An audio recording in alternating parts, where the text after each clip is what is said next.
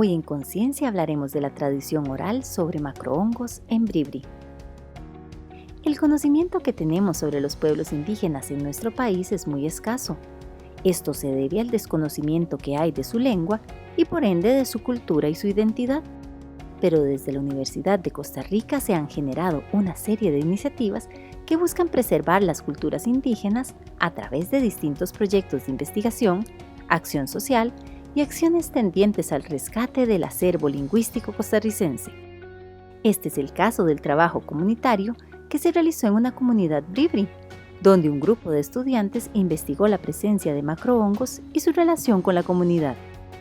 Para conversar más sobre este tema, nos acompañan el bachiller Isaac Solano Rodríguez, de la Escuela de Biología de la Universidad de Costa Rica, y la licenciada Andrea Orellana Mondol, de la Escuela de Biología de la Universidad de Costa Rica. Isaac y Andrea, bienvenidos, bienvenida a Conciencia. Muchas gracias por estar con nosotros el día de hoy. Andrea, vía Skype. Muchísimas gracias por la invitación, Gustavo. Hablar de un tema fascinante, un librito que ustedes hacen en la comunidad de Bribri, Talamanca, sobre los macrohongos. Un proyecto en el cual participan 7 estudiantes. Andrea, coméntenos cómo nace esta idea. ¿Idea de quién? ¿Cómo se organizaron ustedes? Todo este tipo de antecedentes que a mí siempre me encantan. ¿Cómo están todos y todas? Gracias, Es un bien. gran placer para nosotros estar aquí contando un poquito sobre el proyecto que realizamos el año pasado en la comunidad de Bajo Cuen. Resulta que, bueno, la mayoría de nosotros somos estudiantes de la Escuela de Biología de la Universidad de Costa Rica y tenemos este mosquito, ¿verdad?, que nos picó a nosotros y y nos ha dado esa facilidad para poder trabajar con gente. Entonces resulta que Isaac hizo un trabajo en el 2014 en esa comunidad de Bajo Cuen, junto con Ali García.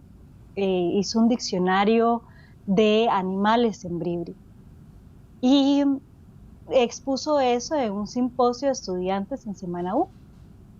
Entonces, como que cuando él empezó a hablar de ese tema, de cómo conecta la naturaleza con los grupos indígenas, a Alison se le ocurrió la idea de como ir a trabajar con comunidades indígenas y preguntar cómo se decía hongo en diferentes idiomas. Entonces, ahí fue donde comenzamos como a pensar, a reunir a la gente y pensar cómo lo hacíamos y pedimos una iniciativa estudiantil para poder hacer el trabajo. Entonces lo hicimos con hongos porque, digamos, Alison, Luis Francisco y yo nos dedicamos a eso y sentimos una gran pasión por los hongos. Y también veíamos que había un gran vacío de información. Esa región no ha sido tan estudiada. Y como ya teníamos esa relación, Isaac tenía ese contacto con la comunidad, decidimos hacerlo ahí, a pesar de que hay otras comunidades, digamos los Malecus, los Brorans, los Bruncas, los Noves Buglés, ellos, los Cabécares, tienen palabras para hongos. Decidimos, por el contacto que teníamos en la comunidad, poder hacer el trabajo ahí. Muy bien. ¿Por qué se hizo el trabajo? Coméntenos toda esa parte, Isaac. Bueno, hay un problema que es a nivel mundial, que es la desaparición de lenguas en el mundo. El bribri es una lengua que está en decline, según los estudios lingüísticos. Entonces, también hay una motivación. Yo debo decir que usted es estudiante de maestría en lingüística. Exactamente. Sí, además de ser biólogo. Exactamente. Entonces, bueno, así como las personas que han trabajado con especies en peligro de extinción, que tienen ese motivo interno de trabajar esos temas, también hay una motivación de trabajar el tema de las lenguas que están en decline. Y en la comunidad está esta necesidad de crear materiales para la enseñanza de la lengua y la cultura indígena. Entonces, a partir de esta necesidad, nosotros planteamos este proyecto.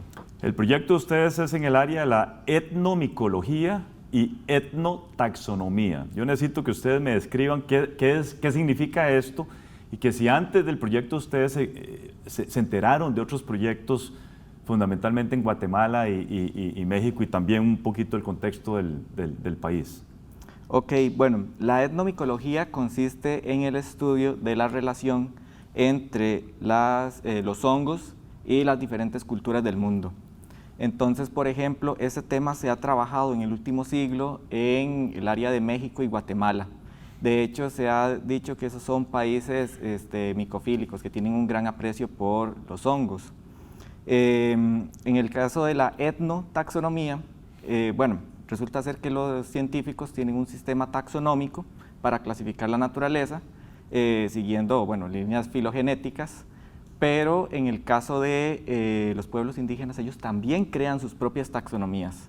En Costa Rica, los estudios sobre hongos tienen que ver con, bueno, son escasos y básicamente es la misma palabra escrita de diferentes maneras, ¿verdad? Es información muy redundante. Y aparte de eso, no mencionan, cuando hablan de los hongos, no mencionan el sustrato, no mencionan las características de los hongos, no hay una identificación, no se sabe si está hablando de un hongo o de un grupo de hongos. Entonces, a partir de eso, nosotros decidimos plantear este proyecto, ¿verdad?, desde la etnomicología, la etnotaxonomía, pero también en función de ayudar a la comunidad indígena. Cuando uno comienza a escribir un proyecto de investigación, evidentemente que va a la literatura. ¿Ustedes habían encontrado algún proyecto, digamos, muy relacionado con lo que ustedes pretendían hacer en este proyecto? Que para el siguiente segmento vamos a pedirle a Andrea que nos haga una buena descripción de ese proyecto. ¿Encontraron algo similar? Bueno, en otros trabajos desde un punto de vista académico para generar publicaciones, sí hay estudios en México y en Guatemala. Bueno, también hay estudios aquí en Costa Rica, pero ya, por ejemplo, en función de ayudar a la comunidad indígena, está el TCU, el Trabajo Comunal Universitario de Diversidad Lingüística, que fue en el que yo había participado anteriormente. En el 2014, si la memoria no me falla. O sea, ese era el único antecedente que existía relacionado con el proyecto de ustedes. Prácticamente. Sí. Bueno, permítanme hacer una pausa y ya regresamos con todos y todas ustedes. El pueblo bribri constituye uno de los grupos étnicos más numerosos de nuestro país.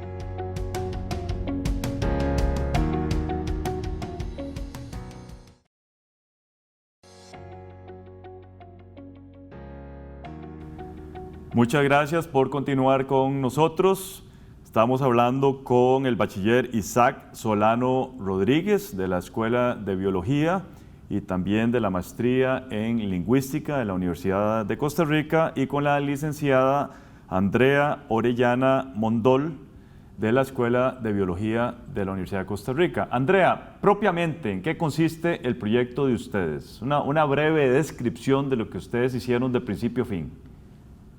Bueno, nosotros lo que hicimos por medio de actividades que involucraban a la comunidad, construimos un libro para documentar los saberes ancestrales que habían sobre los hongos, porque es un conocimiento que se está perdiendo. Ya los mayores tienen mucho conocimiento sobre los hongos, pero la gente más joven, los adultos jóvenes, los niños, ya han ido perdiendo ese conocimiento. Entonces, no es solo hacer un libro, sino es construir con la comunidad y que haya intercambio de saberes entre la comunidad. Ya, 4 pilares. Ustedes hablan de 4 pilares como componentes esenciales de este proyecto. Uno es acción social. Sí, la acción social es un pilar muy importante en nuestro trabajo, porque la idea no es solo documentar qué hongos hay y cuáles son sus usos, sino que eso quede en la comunidad. Entonces, para eso hacíamos siempre actividades en Bribri, las actividades eran en Bribri, en donde los jóvenes pudieran hablar con las personas mayores, en donde también hubiera ese intercambio entre saberes de la academia, ¿verdad? También con saberes de la comunidad. Y Hay también un pilar de educación, en donde utilizábamos educación popular como la base de nuestro trabajo, y un pilar ético que es muy importante resaltar, porque nosotros nos comprometimos con la comunidad a, a no divulgar temas sensibles, a no seguir esos patrones extractivistas que muchas veces cae la ciencia. Claro. Usted mencionó que las actividades eran en Bribri. Yo estoy asumiendo que ustedes no manejan el Bribri, entonces ¿cómo hacían esa parte de la comunicación? ¿Tenían un traductor o cómo? Coméntenos un poquito de esa parte, Isaac.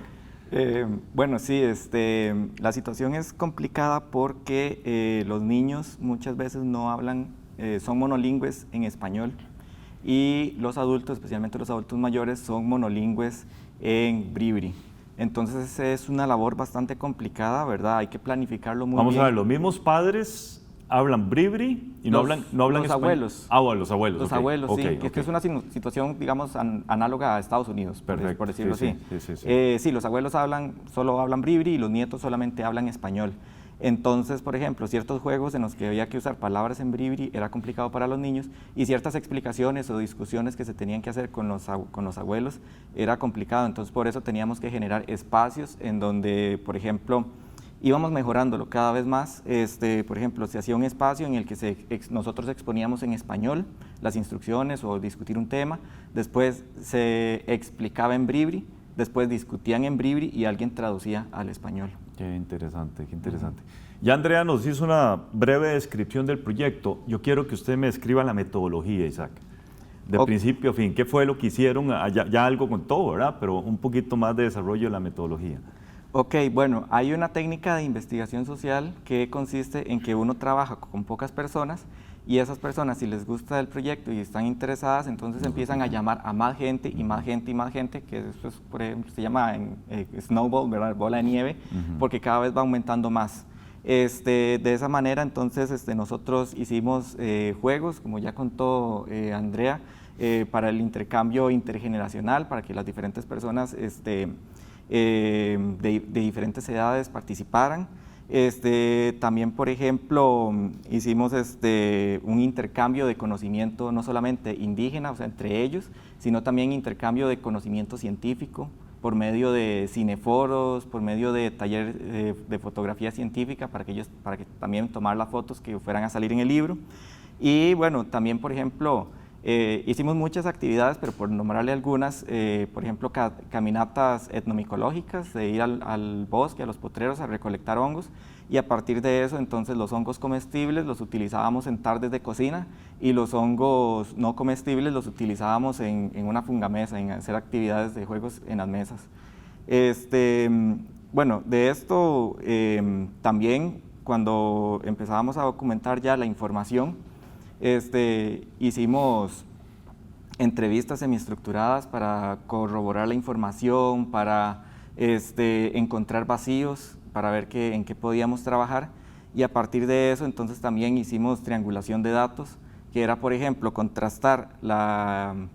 primero contrastar la información de los diferentes participantes para ver en qué coincidían y en qué se complementaban. Después, otra parte que era la búsqueda de conocimiento teórico, ¿verdad?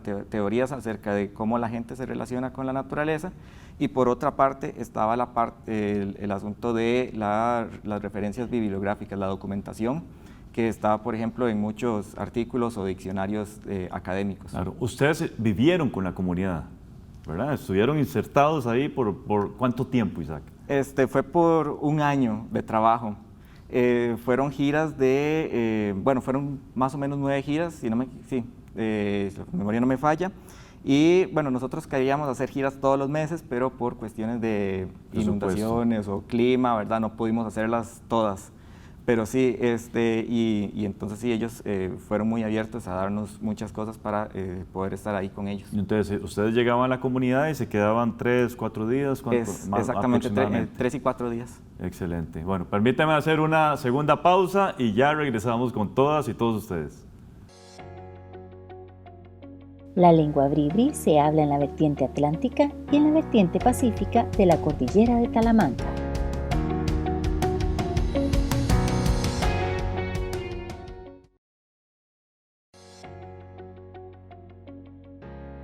Estamos grabando el conteo de 5, 4, 3, 2. Muchas gracias por continuar con nosotros. Estamos hablando con Isaac Rojas y Andrea Orellana, estudiantes de la Escuela de Biología. No estudiantes, egresados de la Escuela de Biología. Ustedes nos estaban diciendo en el segmento anterior, y yo les pregunté, ¿realmente estaban viviendo 3, 4 días con la comunidad? Yo quiero ahora hablar desde la perspectiva de la comunidad. ¿Qué tal la aceptación de la comunidad hacia ustedes? Coméntenos toda esa parte experimental. Ok, bueno, sí, como ya habían pasado 5 años del proyecto, entonces digamos que el contacto estaba un poco débil, pero entonces tuvo que fortalecer. Como le había dicho, ¿verdad? Cada vez aumentaba más la participación, entonces al final llegamos a 42 adultos fueron a participar, y de niños eran, bueno, no pudimos contarlos porque eran los hijos de cada uno de ellos, entonces al final fue, pues fue una gran participación de la gente, realmente estaban muy interesados en...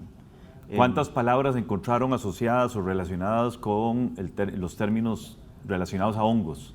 Bueno, 25 palabras en bribri y 7 frases, que por ejemplo las palabras se utilizan para hablar de los macrohongos, y en el caso de los higomicetes, por ejemplo, ellos no tienen nombre, sino que se habla de ellos mediante frases de lo que están haciendo. Hace una descripción de lo que encuentran.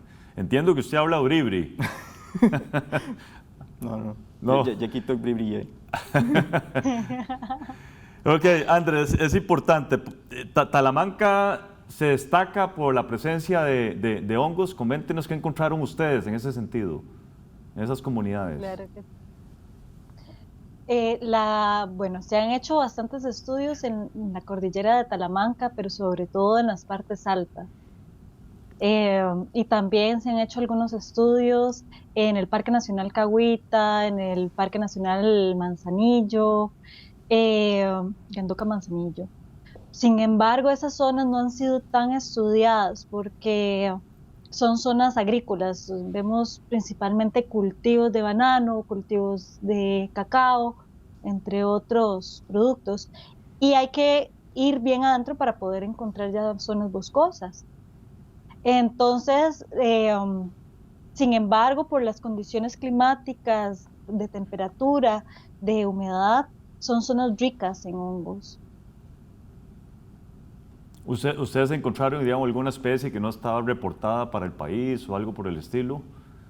¿O ya todo era conocido? No, claro, habían especies nuevas. Bueno, no sabemos todavía muy bien. Sí encontramos, por ejemplo, una especie que está describiendo una amiga que está en ese proceso. Parece que es como un verticillium que ataca a cucarachas, pero nuestra intención no fue tanto como el describir la funga del lugar, claro, sino como trabajar con los hongos que ellos en la comunidad de Bribri. Exactamente, y compartir ese conocimiento. Un verdadero trabajo multi e interdisciplinario, antropólogos, biólogos, lingüistas. Coméntenos esa experiencia. ¿Por qué es tan importante ese tipo de estudios? Bueno, en el caso de la antropología aporta mucho desde el acercamiento a las comunidades, de hacer un acercamiento respetuoso de la forma de el enfoque que tiene que tener el proyecto, porque, bueno, también pasa mucho como con mentalidad de biólogo, que es ir a documentar, ¿verdad? Y tenerlo, por ejemplo, en un paper o ese tipo de cosas. Ya desde la antropología se ve una visión más de cómo el proceso de hacer este proyecto también tiene un impacto en la comunidad. Después, desde la biología, bueno, se permite hacer la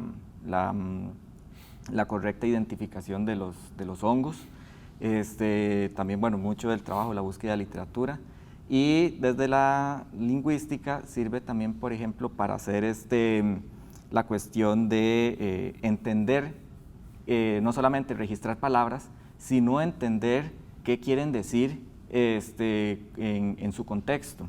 Entonces, ¿verdad? Que si estamos hablando de nombres, que si estamos hablando de descripciones, todo eso.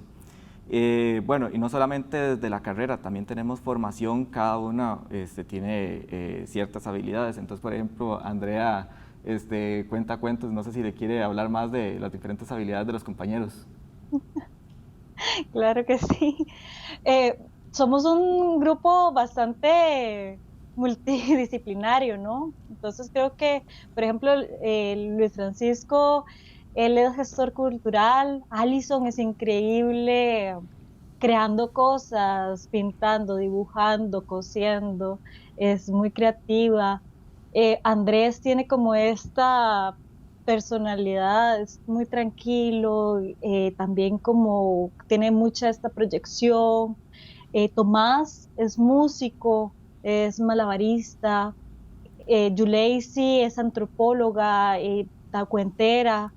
Creo que todos tenemos como esa facilidad y creo que muchas de esas herramientas las hemos aprendido en la Universidad de Costa Rica.